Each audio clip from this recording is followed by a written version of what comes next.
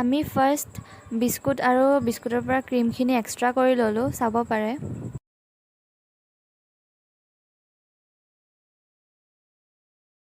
Extra কৰি ল'লোঁ। কৰি লোৱাৰ পাছত আমি বিস্কুটখিনি মিক্স কৰিলোঁ, মানে মিক্সাৰত দি গুড়ি কৰি ল'লোঁ। দেন ইনো এড কৰিছোঁ। তাৰপাছত অলপ বেকিং ছ'ডা এড কৰিছোঁ। পাছত মিক্স কৰিম। এতিয়া গাখীৰ অলপ দিছোঁ ফাৰ্ষ্ট, চাওক।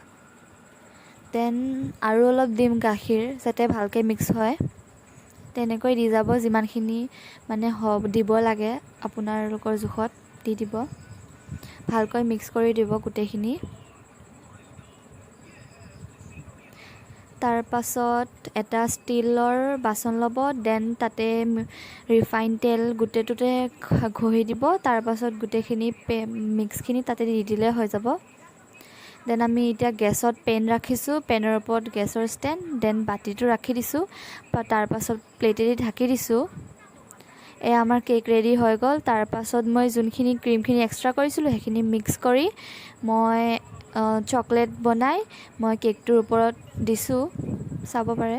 এতিয়া চাওক আমাৰ কেক ৰেডি হৈ গ'ল। এয়া চাওক, বাৰ্থডে বয় ইমান আৰামত শুই আছে আৰু এতিয়া উঠি গ'ল। দেন কেক কাটিং ষ্টাৰ্ট হ'ব এতিয়া। কেক কাটাও হৈ গ'ল।